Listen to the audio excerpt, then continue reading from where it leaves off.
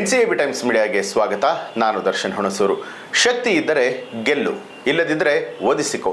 ಧರ್ಮಸ್ಥಳದ ಧರ್ಮಾಧಿಕಾರಿಗಳ ಬಗ್ಗೆ ಕೋಡಿಶ್ರೀ ಮಾರ್ಮಿಕ ಎಚ್ಚರಿಕೆ. ಕೋಡಿಮಠದ ಶ್ರೀಗಳು ಮತ್ತೊಮ್ಮೆ ತಮ್ಮ ಭವಿಷ್ಯವಾಣಿಯ ಮೂಲಕ ಸುದ್ದಿಯಾಗಿದ್ದಾರೆ. ಈ ಬಾರಿ ಅವರ ಭವಿಷ್ಯವಾಣಿ ಧರ್ಮಸ್ಥಳದ ಧರ್ಮಾಧಿಕಾರಿ ವೀರೇಂದ್ರ ಹೆಗ್ಗಡೆ ಅವರ ಕುರಿತಾದಂಥದ್ದು. ಧರ್ಮಸ್ಥಳ ಮತ್ತು ಹೆಗ್ಗಡೆ ಕುಟುಂಬದ ವಿರುದ್ಧ ಇತ್ತೀಚೆಗೆ ಕೇಳಿಬಂದ ಆರೋಪದ ಹಿನ್ನೆಲೆಯಲ್ಲಿ ಈ ಒಂದು ಹೇಳಿಕೆ ಮಹತ್ವವನ್ನು ಪಡೆದುಕೊಂಡಿದೆ. ಧರ್ಮಸ್ಥಳ ಪ್ರಕರಣ, ಧರ್ಮಸ್ಥಳ ಮಂಜುನಾಥ ಸ್ವಾಮಿ ದೇವಾಲಯ ಹಾಗೆ ಶ್ರೀ ಕ್ಷೇತ್ರದ ಧರ್ಮಾಧಿಕಾರಿ ಡಾಕ್ಟರ್ ವೀರೇಂದ್ರ ಹೆಗ್ಗಡೆ ಅವರ ಬಗ್ಗೆ ಕೋಡಿಮಠದ ಶ್ರೀಗಳು ನುಡಿದಿದ್ದಂತಹ ಭವಿಷ್ಯದ ಸತ್ಯಾಸತ್ಯತೆಯ ಚರ್ಚೆ ಈಗ ಜೋರಾಗಿ ನಡೀತಾ ಇದೆ. ವ್ಯವಸ್ಥಿತ ಅಪಪ್ರಚಾರ ಅಂತ ಹೇಳಿ ಶ್ರೀಗಳು ಕೂಡ ಹೇಳಿರುವಂಥದ್ದು. ಸಾಮಾನ್ಯವಾಗಿ ಜಾಗತಿಕವಾಗಿ ಏನೇ ಮಹತ್ವದ ಬೆಳವಣಿಗೆ ನಡೆದರೂ ಕೂಡ ಅದಕ್ಕೆ ಕೋಡಿ ಶ್ರೀಗಳ ಭವಿಷ್ಯವಾಣಿಯನ್ನ ತುಲನೆ ಮಾಡಲಾಗುತ್ತೆ. ಧರ್ಮಸ್ಥಳ ಪ್ರಕರಣಕ್ಕೂ ಕೂಡ ಸಂಬಂಧಪಟ್ಟ ಹಾಗೆ ಕೋಡಿ ಶ್ರೀಗಳು ಭವಿಷ್ಯವನ್ನ ನುಡಿದಿದ್ರು. ಧರ್ಮಸ್ಥಳ ಪ್ರಕರಣದಲ್ಲಿ ಮೊದಲು ಅಪಪ್ರಚಾರ, ಮುಂದೆ ಬರುತ್ತೆ ಅಂತಲೂ ಕೂಡ ಹೇಳಿದ್ರು. ರಾಮಾಯಣದಲ್ಲೂ ಕೂಡ ಸೀತೆ ಅಗ್ನಿ ಪರೀಕ್ಷೆಗೆ ಒಳಗಾಗಿದ್ಲು. ಅದೇ ರೀತಿ ಧರ್ಮಸ್ಥಳದಲ್ಲೂ ಕೂಡ ಸತ್ಯಾಸತ್ಯತೆ ಹೊರಬರುತ್ತೆ.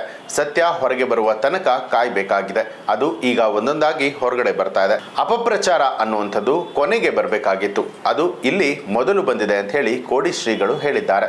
ಧರ್ಮಸ್ಥಳದ ವಿದ್ಯಮಾನದ ಬಗ್ಗೆ ಭವಿಷ್ಯ ನುಡಿಯುತ್ತಾ ಹಾಸನ ಜಿಲ್ಲೆ ಅರಸೀಕೆರೆ ಕೋಡಿಮಠ ಸಂಸ್ಥಾನದ ಡಾಕ್ಟರ್ ಶಿವಾನಂದ ಶಿವಯೋಗಿ ರಾಜೇಂದ್ರ ಸ್ವಾಮೀಜಿಗಳು ಪ್ರಚಾರ, ವಿಚಾರ, ಸಮಾಚಾರ, ಅಪಪ್ರಚಾರ ಹೀಗೆ ಬರಬೇಕಾಗಿತ್ತು. ಆದರೆ ಅಪಪ್ರಚಾರದಿಂದಾಗಿ ಮಾಡಿದವನು ನಾಶವಾಗ್ತಾನೆ ಅಂತಲೂ ಕೂಡ ಶ್ರೀಗಳು ತಿಳಿಸಿದ್ದಾರೆ. ಬೆಳಕು ಇದ್ದಲ್ಲಿ ಕತ್ತಲು, ಬೆಳಕು ಬಂದ ಮೇಲೆ ಕತ್ತಲು ಹೋಗುತ್ತೆ. ಇದು ವಿಧಿಯ ನಿಯಮ. ಇದನ್ನ ಯಾರಿಂದಲೂ ಕೂಡ ತಪ್ಪಿಸೋದಕ್ಕೆ ಸಾಧ್ಯ ಇಲ್ಲ. ಒಳ್ಳೊಳ್ಳೆ ಗುಡಿಗಳ ಪೂಜೆಗಳು ನಿಲ್ಲುತ್ತಾ ಬರುತ್ತೆ ಅಂತ ಹೇಳಿ ಕಾಲಜ್ಞಾನದಲ್ಲಿ ಹೇಳಲಾಗುತ್ತೆ. ಎಲ್ಲಿ ನಿಧಿ ಇರುತ್ತೋ ಅಲ್ಲಿ ವಿಧಿಯಾಟವೂ ಕೂಡ ಜೋರಾಗಿ ನಡೆಯುತ್ತೆ ಅಂತ ಹೇಳಿ ಕೋಡಿ ಶ್ರೀಗಳು ಹೇಳಿದ್ದಾರೆ. ನಿನಗಾಗಿ ಪಡುವಣದಲ್ಲಿ ರವಿ ಮೂಡುವನೆ, ಶಕ್ತಿ ಇದ್ದರೆ ಗೆಲ್ಲು, ಇಲ್ಲದಿದ್ದರೆ ಒದಿಸಿಕೋ. ದ್ವೇಷ, ಅಸೂಯೆ, ಮತ್ಸರ ಜಾಗತಿಕವಾಗಿ ತಾಂಡವ ಆಡ್ತಾ ಇದೆ. ಜನ ಸತ್ಯವನ್ನ ಸ್ವೀಕಾರ ಮಾಡ್ತಿಲ್ಲ. ಅರಸನ ಅರಮನೆಗೆ ಕಾರ್ಮೋಡ ಕವಿದಿತ್ತು.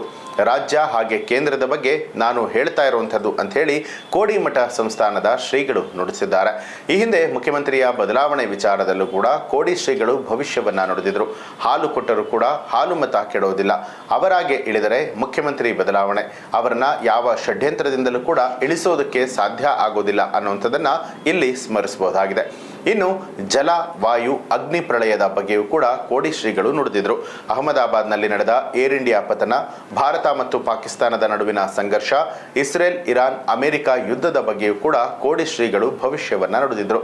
ಜಾಗತಿಕವಾಗಿ ಆರ್ಥಿಕ ಬಿಕ್ಕಟ್ಟು ಎದುರಾಗಬಹುದು ಅಂತ ಹೇಳಿ ಕೋಡಿ ಶ್ರೀಗಳು ಈ ಹಿಂದೆ ಹೇಳಿದ್ರು.